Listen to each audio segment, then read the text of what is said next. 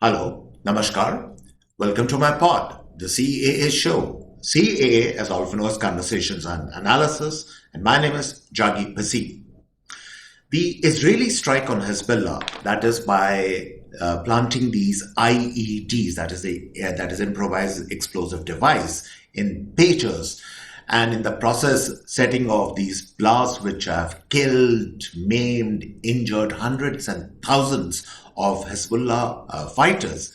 This entire event has sent shockwaves not only in the Middle East but all over the world, and it has repercussions for us in India also. I'm going to expand, of course, on the India connection in the sense what repercussions it has for us also a little later in the podcast.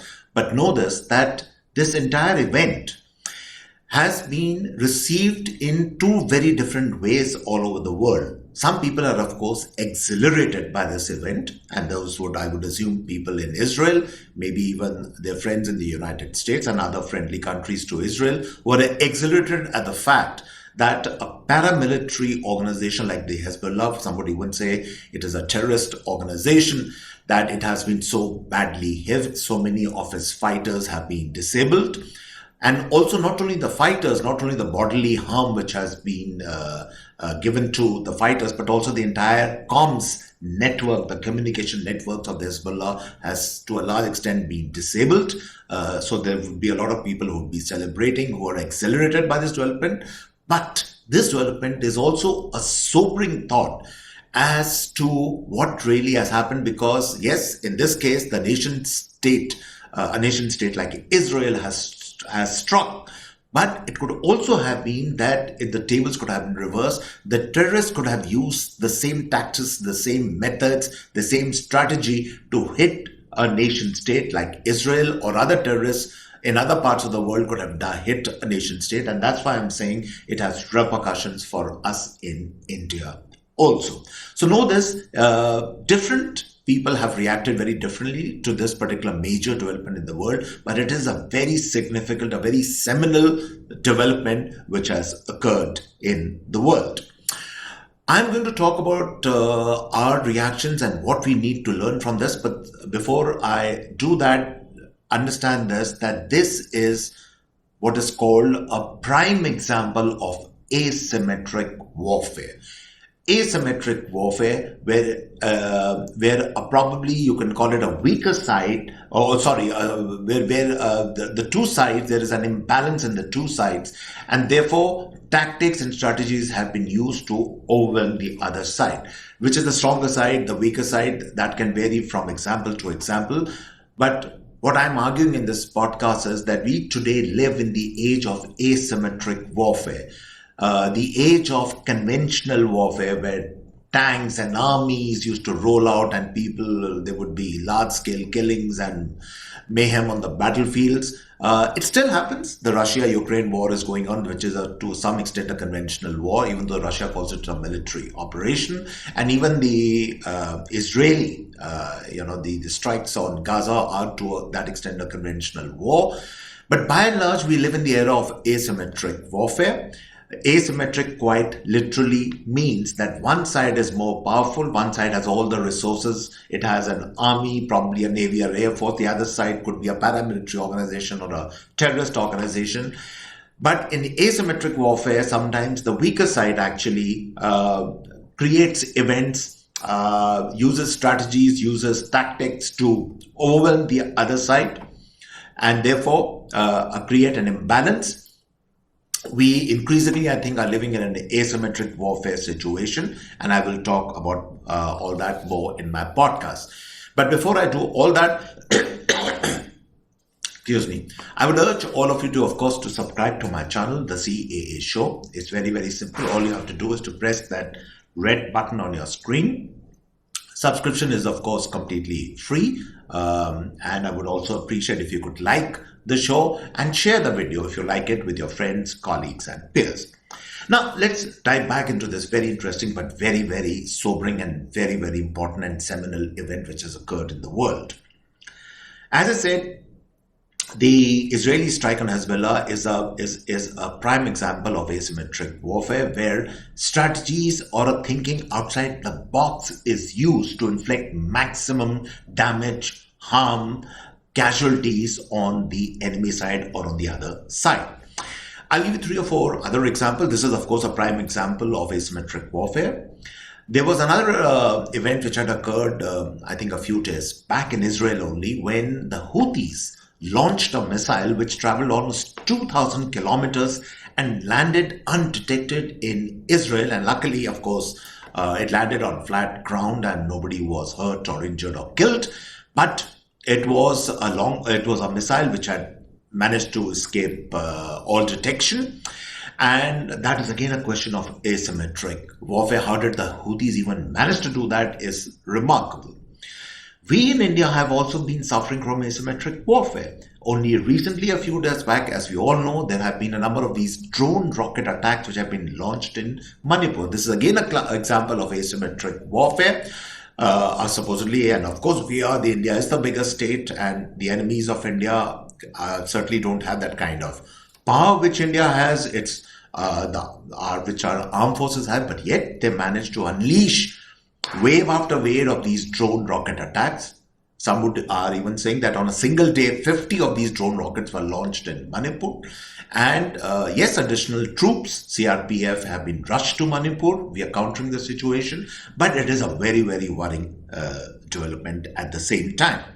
And then the other event which I want to talk about, asymmetric warfare, was when so many of our Indian troops recently have been killed in Jammu. And they have been killed in Jammu because of a very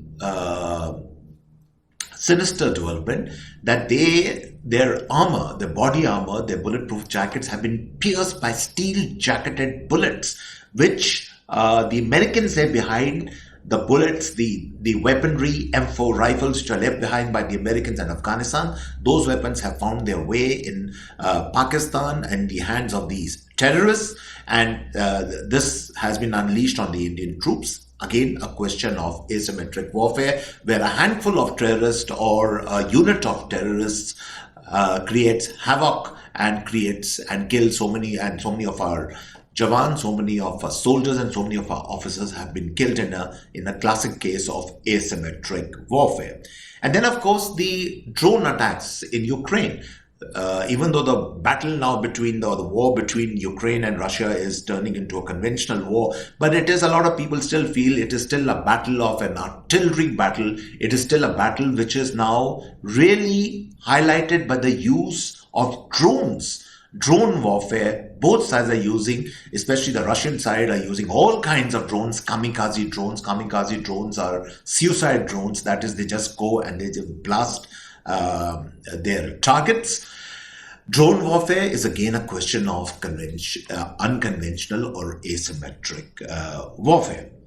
And therefore, what I'm really arguing in this podcast is that today what happens is that it is not difficult for a weaker side, for a determined side, for a paramilitary, for a terrorist organization to start creating major trouble for established armies, for nation states, by the deployment of asymmetric warfare of these unconventional methods, the kind of unconventional method which you saw the Israelis used against the Hezbollah. And we in India certainly have to be cautious about it, because this can really create problems as we go along in the future. But I want to expand this a little bit more and talk about the fact that asymmetric warfare comes in basically in two forms. You must have heard of this phrase called dual use technology. Similarly, asymmetric warfare also comes in like a dual use purpose. It comes couched in that it can be deployed in two different manners. And what are these two different manners? Asymmetric warfare can be deployed on the battlefield, that is in the theater of action, as we say. It can also be deployed in terms of influencing the hearts and minds of ordinary citizens. Information warfare, that's the other name for asymmetric warfare. Both are deadly, both can create havoc, both can create big problems. Rather, it is a case where this dual use asymmetric warfare first information warfare is deployed, and then after a side has been either deceived, manipulated, softened, or it is now ready for the other side is sure that they can strike, then the strike is carried out, and therefore the two uses of asymmetric warfare take place, and the target is then pulverized, eliminated, or it is completely, as you say, it is made ineffective. And therefore we live today in an era where, as we have already seen, this has happened in Bangladesh. It has to a certain extent been happening in our country also, where the first usage of this tactic has been deployed. That is through information warfare. That is through the use of tech platforms, through the use of social media. This is the first use of asymmetric warfare. Supposedly, the Indian state is very powerful. You have in India what is called the Information and Broadcasting Ministry, which has sure it has wide powers. If we want to, we can ban these tech companies also, but we can't do it. Why can't we do it? For the very simple reason that if you ban these tech companies, there will be an uproar in the country. Your name in the international world, in all over the world, will be sullied, that you are not really a functioning and a proper democracy. We can, of course, bring amendments, strictures, and all kinds of things on tech platforms, which still we will wait and see if that happens, but it's still not really has happened. So it's not so simple. Until that time, these platforms can create havoc.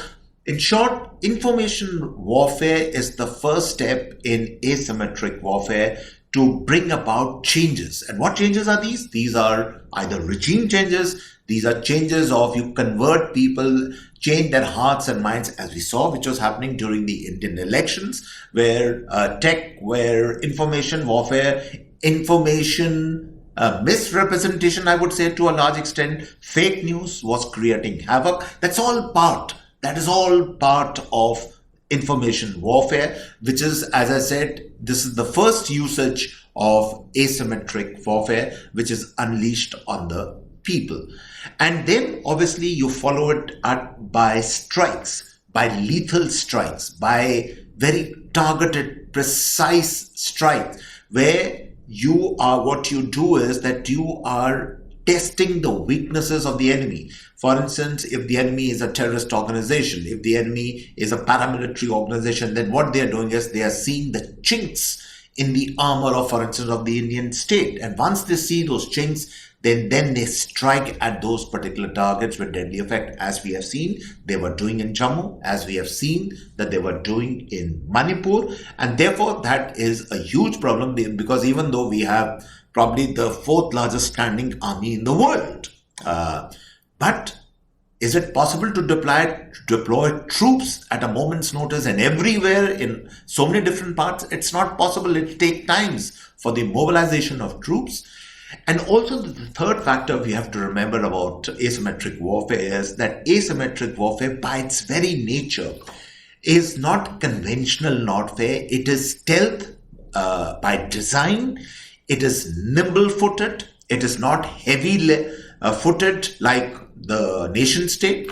For instance, if India deploys its resources, then it moves like, it's like a big elephant which moves into action.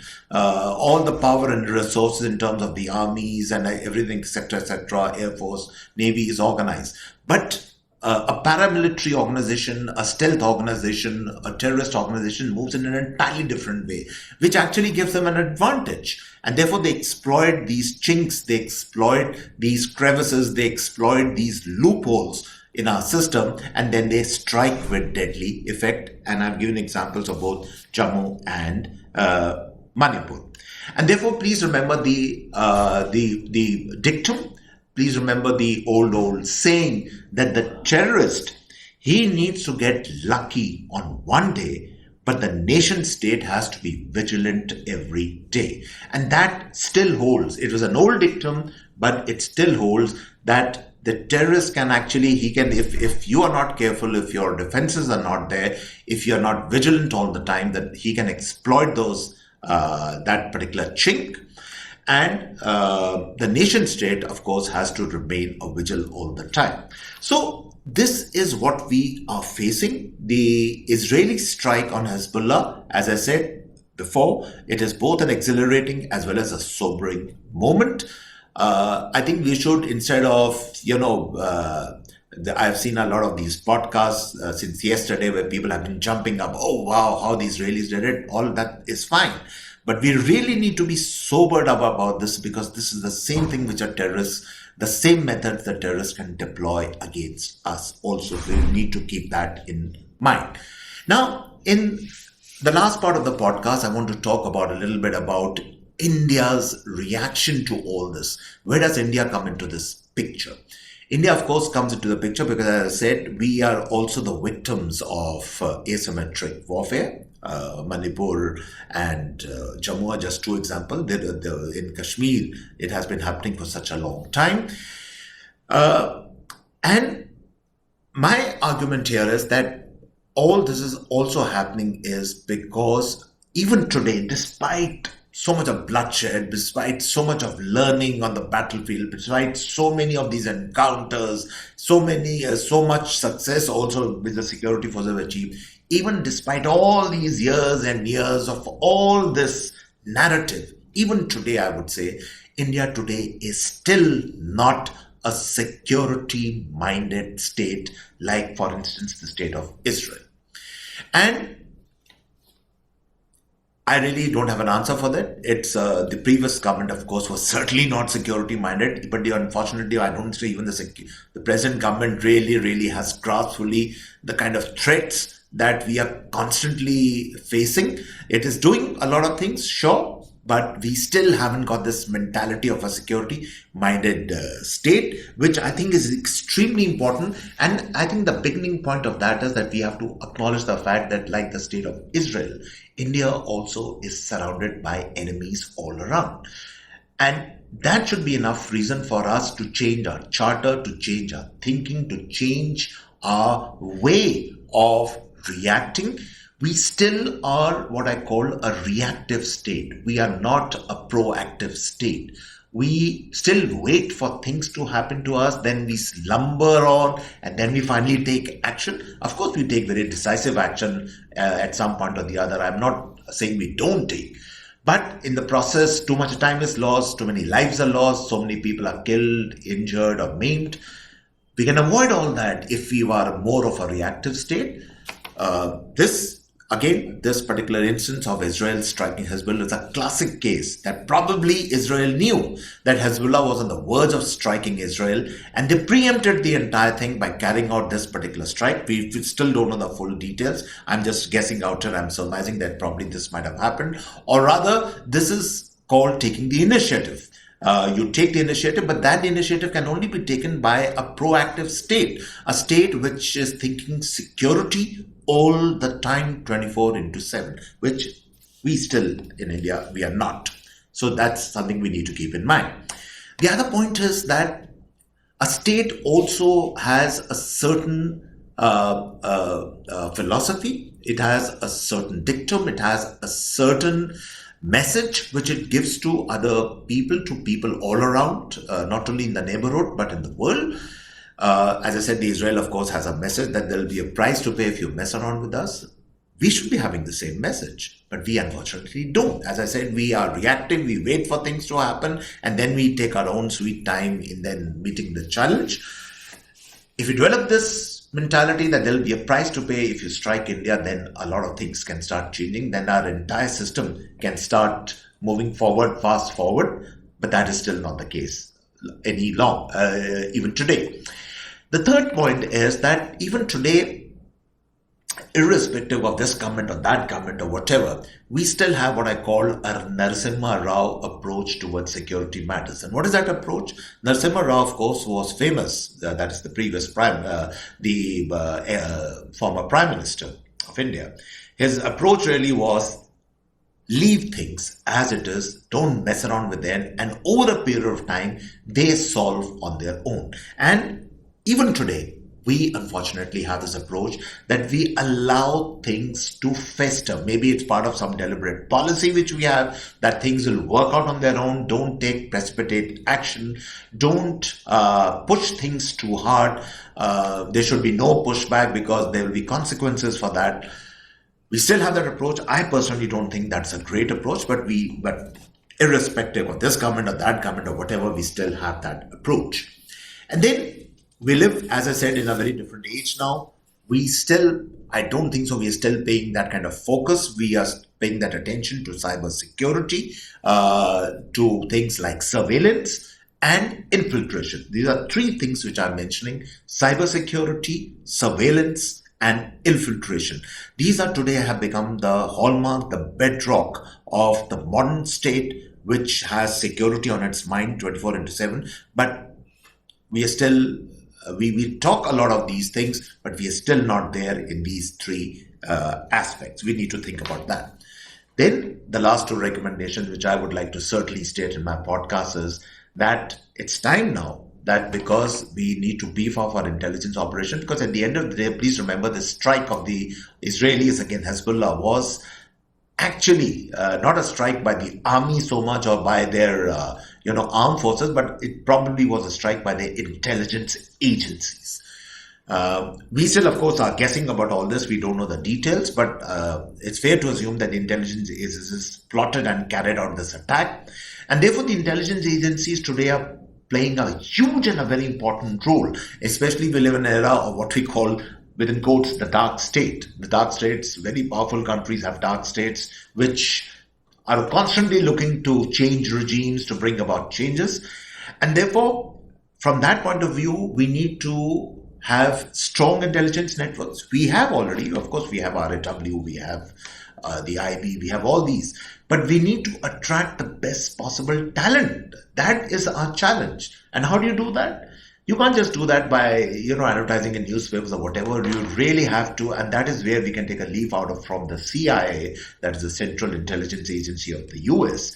What they do is, even today, their recruiters go to colleges. They go to Ivy League colleges, and they recruit some very, very bright students into intelligence networks to literally, they become spies. They are trained, and they're trained into the art of subterfuge and unconventional warfare, as we call it, asymmetric warfare.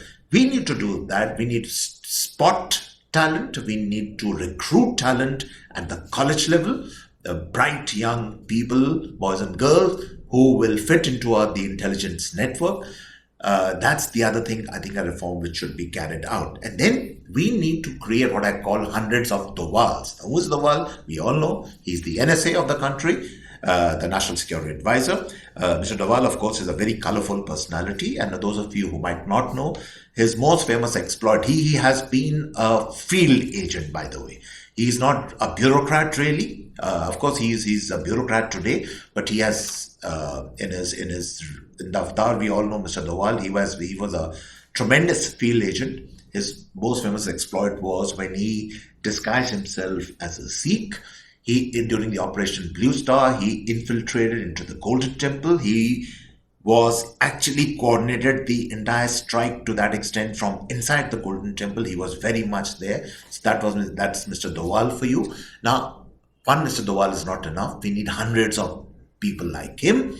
And as I said, maybe the way to go about it is not some exam which we advertise in the newspapers, but we really start spotting talent at the college level. We recruit them young, we train them, and then we make intelligence operatives out of them. That's the way to go. And therefore, in the end, I would say that today the hallmark in asymmetric warfare is that you need agents, you need personnel, you need people who are motivated, people who are, of course, fearless, and people who have this capability to not only carry out surveillance, but people who have the capability to infiltrate. For instance, if you need agents who have to infiltrate, let's say on the other side, whether let's say in Pakistan or Bangladesh or wherever, wherever you have your interests, Those are the kind of people we are looking for, because in the age of asymmetric warfare,